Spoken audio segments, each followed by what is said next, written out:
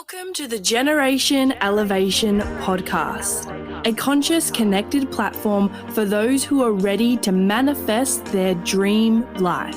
I'm your host, Elise Riley, a former PT, now motivational speaker, igniting empowerment and transformation all across the globe. Here at Generation Elevation, we are committed to bringing you the most inspiring guests who will share their stories, wisdom, and advice to help you progress closer to living a life of your own terms.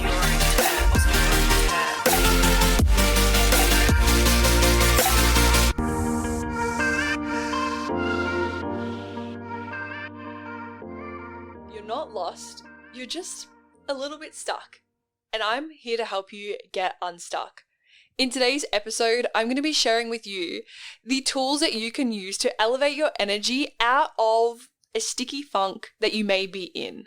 Okay, we all have those times where we might be feeling a little bit low. So I'm here to help you elevate your energy so that you can get back on track towards your goals. Now, if you're new here to my show, welcome to the Generation Elevation podcast. I am so grateful to have you here.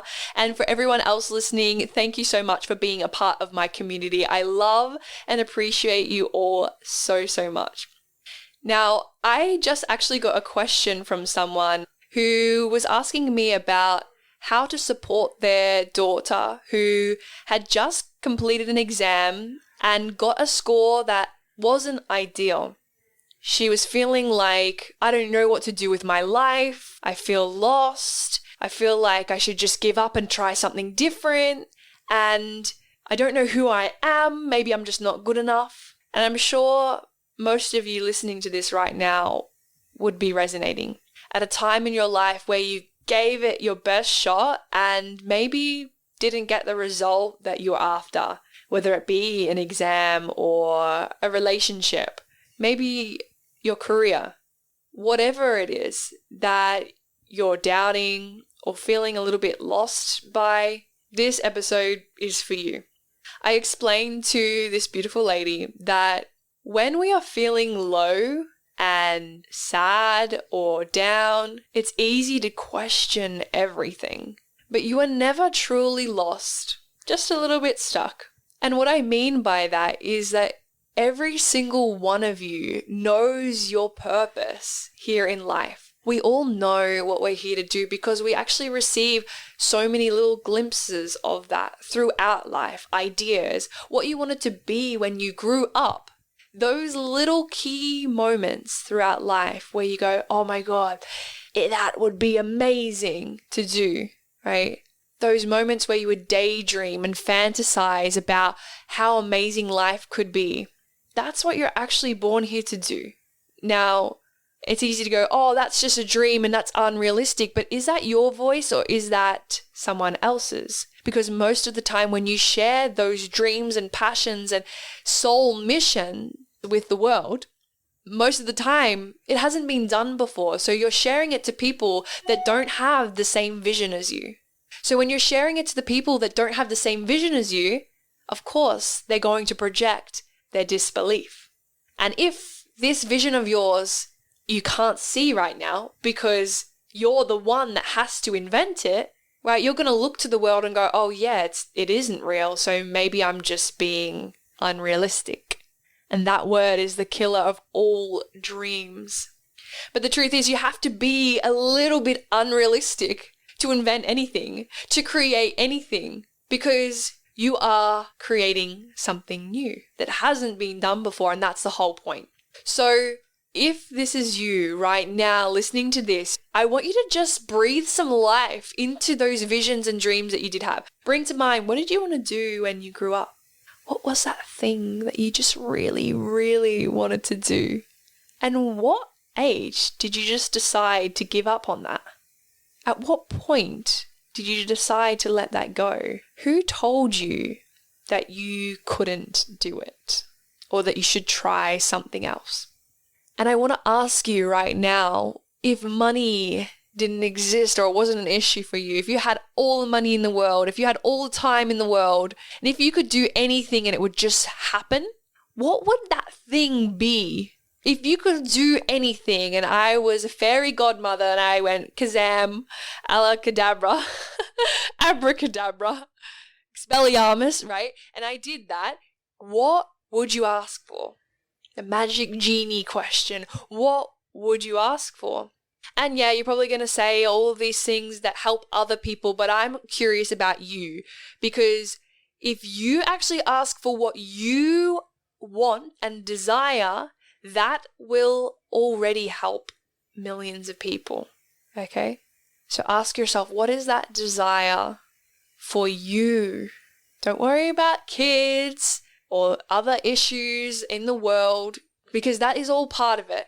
But what is it that you want to do, the vehicle for you that will help the people that you care about?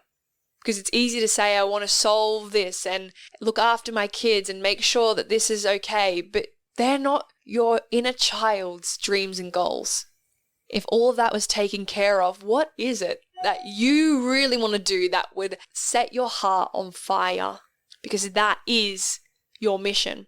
So now that we've kind of breathed some energy into that and kind of reignited that spark, when we're feeling low, that certainly feels impossible. Doing what you came here to do feels impossible because the vibration of where you're at versus that dream is so different. That dream feels abundant, it feels vibrant, it feels rich, it feels love, it feels gratitude, it feels free. But if you're feeling like shit, anxiety, I'm not good enough, angry, grumpy, woe is me, I'm a victim, then you are at total opposite ends of a vibrational scale. And when it comes to manifestation and law of attraction, you must be an equal match energetically to what you desire. So if you are not at the same vibration, then you will not manifest what you want, your dreams, into your reality.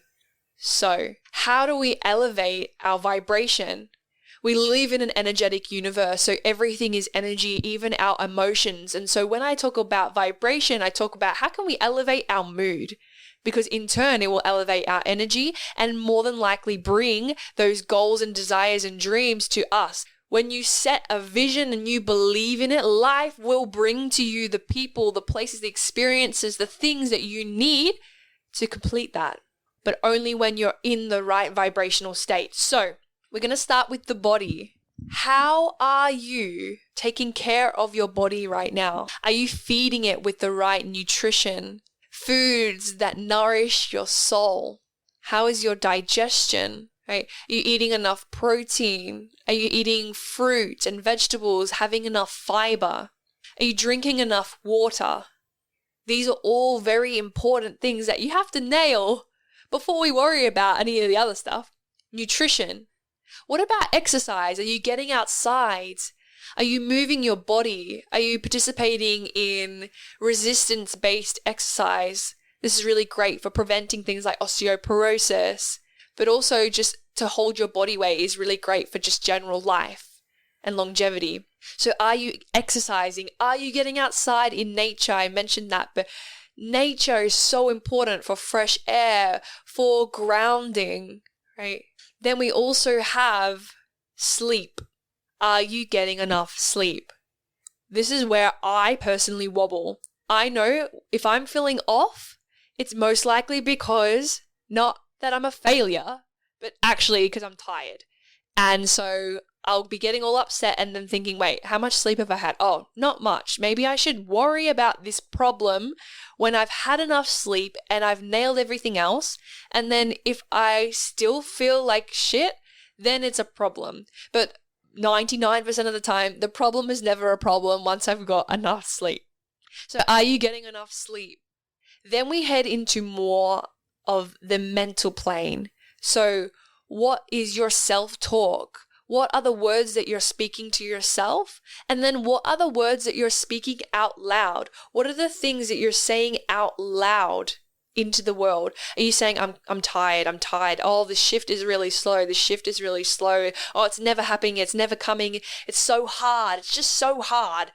It's just really hard that it's so hard. Oh, this world sucks and everything's turning to shit. Well, of course it is, because you keep speaking that out loud, so you're just going to keep attracting that because that's where your focus is. What you focus on expands, so where is your focus? Teach yourself how to focus, and the way that you do that, meditation. Second point, meditate. And I don't care if you're like, I don't have time. Neither did I, apparently, but I did. I did for 1 minute at the start of my journey. And then I did for another minute and another minute and another minute until it was 5, 10, 15, right? All you need is a minute to just sit with yourself and get to know who you are, your thoughts. Because the more you can control your thoughts, the more you control your body, and the more you control your energy, and then what you attract. So meditation is so crucial to elevating your energy and connecting in with your universe. Connecting into your breath work, journaling are all really great tools for elevating your energy and releasing anything that no longer serves you, old beliefs, old traumas that you've held onto that you no longer need moving forward.